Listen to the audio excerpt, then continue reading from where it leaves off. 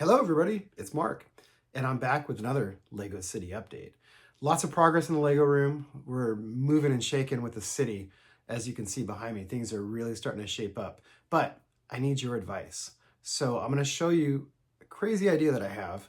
I know I'm always mixing things up, but I want to get your opinion and see what you think of this idea. So let's not waste any time. Let's take a look at the progress in the city, and then we're going to take a look at this different approach that I'm taking here to the peninsula over here. Let's take a look. Starting in the downtown area, you can see this area is really starting to come together. Pretty happy with how it's turned out. We're going to be adding a few more facades in the future. In the back here, I'd like to add one behind the Ghostbusters headquarters, maybe another one behind the Grand Emporium. Also still thinking about moving the Grand Emporium and swapping that with the Sanctum. I know a few of you had that idea last time, which I think was fantastic. We'll try that out and we'll see how that looks. Moving along the main street here, you can see this right here, brand new. We've added a little tunnel. Again, it just kind of breaks up the transition. If you look over here, you can see just barely between Ghostbusters and the Grand Emporium, just the white wall, which is fine. You know, that's one approach that you can take. But I feel since I do have the space behind the modulars, I've got a very narrow, about, like 5 inches of space, enough for about a half a base plate. I felt like I could use that opportunity to do something different with a little overpass. So in this instance, this is going to be like an old subway track that's been repurposed, and I'm going to put some of these little market stalls up there and make that more like a green boardwalk, which is where you see the actual greenery behind there. So we have some trellises up on the top there. That's going to be a walkway with some shops and things, or just some little booths for the minifigures to go shopping and get some flowers or whatever they might want to get. As we move along the main street here, we'll pop back out so you can also see the train track in the front. This is where things are starting to get a little bit interesting, and this is where I've been spending a lot of time here. The beach, of course, as you know, has been a huge focal point for me. I'm quite happy with how this has turned out. It's such a small space. It's like not even, it's a little bit more than a half a base plate deep. But I was able to get a whole lot of features in this little tiny area. We have a couple sea caves that are still under construction. I have to finish off the brickwork on the side here. But I even got a little lighthouse here. We've got, the beach with the sand, a couple of huts, some palm trees. This area, I'm still trying to figure out what exactly that's going to be. Probably a park with maybe some stairs to get up to the upper level. I'm also thinking I might take the tunnel entrance here. Initially, my thought was to have the stairs come off of that part of the tunnel right there, and go down into the greenery. Now I'm thinking I might do something different. I don't know. I'm still going to play around with that. Initially, I wanted like a medieval tower, kind of as a stairway down, which that may still happen, or I might move the tunnel back so it's more flush with the retaining walls here, just to square off that area. I don't know. That's one thing I'm not sure. What do you guys think about that? Should that be flush so it makes a good, nice right angle? Or do you like it where it's actually, a little bit with a bump out with the tunnels there? I don't know. I could go either way with that now that I think about it. I really don't know. This is where, again, things are getting a little interesting. So I'm going to pull up and give you the high level view. You can see we've got some mountains in the back now. The area back here has been completely redone just recently. And you'll see just peeking out there, we've got some brand new tabletops in the back. So if you remember, I had storage bins behind there that the mountain sat on top of. They were actually a little bit taller than they are now. But instead, I pulled that out, gained a whole bunch of storage space underneath, but then also gained all this space along here for display along that back wall. That's one area we're going to be talking about in just a minute. Other thing, real quick, just a quick little peek. This is going to be Ninjago Land. I kind of pointed that out previously, and it was kind of difficult to visualize. Now you can see it. The tabletop is there. The Ninjago sets are there. They are not where they're going to be. This will be the subject of another video because I have no idea what to do with this area as far as laying out the different Ninjago modulars and stuff to get them all to look good so that you can see and appreciate all the detail in them. I'm going to need your help with that one, but that's for another time. Let's go to the back side now, and we're going to take a look, and I'm going to show you the neat, crazy new idea that I've been talking about. So here we are on the back side of the city. This is something we've never seen before. In the past, this was just like a little walkway where you could get back here for maintenance. But with the new design, this area is actually large enough for you to walk back into, this whole cutout right here. So the thinking in what you're seeing, and this is the different thing. So instead of having the modulars up on a platform and flipped around with another level, I actually have modulars facing out this way, because the idea is you're going to walk around right here. You're going to walk around here to this side and appreciate a whole new view of the city that we've never been able to see before, or as a visitor, you've never been able to see. I've been able to see it because I could sneak back into the little access way and look, but not many other people were able to do that. And I'll show you what I'm talking about. If we get the high level view right here, all of a sudden you get this really neat view of the city of, it's like I say, a totally different perspective. So my thought was, again, instead of having these up on another level facing that way, having them back to back. You can see they're just back to back. Don't mind the trees here. This is just a temporary forest. Back to back here. And the idea is you're going to walk around. This, of course, is going to be finished off with sidewalks, retaining walls here. And then it also gives you a whole new area of the city, which, again, totally under construction, to be figured out how this is going to all come together.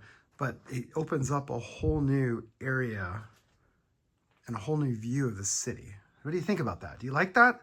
Versus, the alternative, if we go around, was having it like this with another layer of modulars behind that with the mountains behind. Now, again, I admit that was pretty visually cool from the front, but since now I'm encouraging people to walk around the back, I feel like if it's just, especially if it's just open mountain or if it's just the modulars on a platform, you're going to look at the ugly backside of those modulars and it's just not visually appealing as you come around here versus back to back. So that's the million-dollar question for this video. What do you all think about that? Do you like that? I'm thinking, I don't know. I'm kind of on the fence. I can go either way. So let me know in the comments what you think about this right here. Now let's keep looking. We're going to move along here. Again, more area for city space here. We have more modular space in the background here. One thing I haven't quite figured out yet, and you know me and my trains, I love my train tracks, is how far the trains are going to go. So looking here, you can see I have a nice, layout right here, loop a track that can go around. I do have some sidings in there. Now my thought was the loop would actually go somewhere right around here is where it would branch off and then loop back all the way around. Another option is to have it loop back actually further and just kind of end the track. And then that opens up this whole frontage, which is one base plate deep, for something else. Maybe these mini modulars go in the front area here. Maybe I have the loop and I have a siding that goes off and I just have some more train storage right here. I can put 2 tracks in this space. It doesn't have to go all the way to the wall. It can go to here and stop. I don't know. Again, this is an area where I'm still kind of playing around. It's a massive storage area right now for stuff, but as I've been moving this way, I've been slowly starting to clear out things, get things situated, and starting to think and plan, what exactly are we going to do here? Now, turning this way, this is a whole nother area that's open for interpretation and thoughts. As you can see, this, I still have the protective cover on this tabletop, but as you can see, I kind of like the idea of having the mountains up high. That leaves me this area, not too deep, but it is about like a base plate and a half deep. The Disney Castle does kind of fit there, and I was just kind of playing around with this earlier, potentially putting that there. I don't know that I necessarily like it because it doesn't really fit thematically with anything else in the city. It's just all of a sudden, oh, boom, there's a castle. I would actually like to kind of get it up on this corner here, but if I do that, then I'm starting to eat into modular space that I kind of desperately need in the next, year or two. But it's all, movable and subject to change. As we move along, you can see how big this space is right here. This is really nice, though. There is a lot of space. And the main purpose for this was to be able to access my window, which once this mountain's out of the way here, I'll be able to do easily. So the mountains are kind of just placeholders. These are the old mountains. I suspect at some point I'm going to rebuild these to make them fit better. That mountain there doesn't quite go all the way to the wall because of the shelf there. It doesn't fit. So I'm probably going to rebuild them and make them, a little bit different. And then, of course, last but not least, it continues on and it connects right up to this future Ninjago land. And we'll get the wide angle on this so you can see Ninjago land is going to be pretty cool.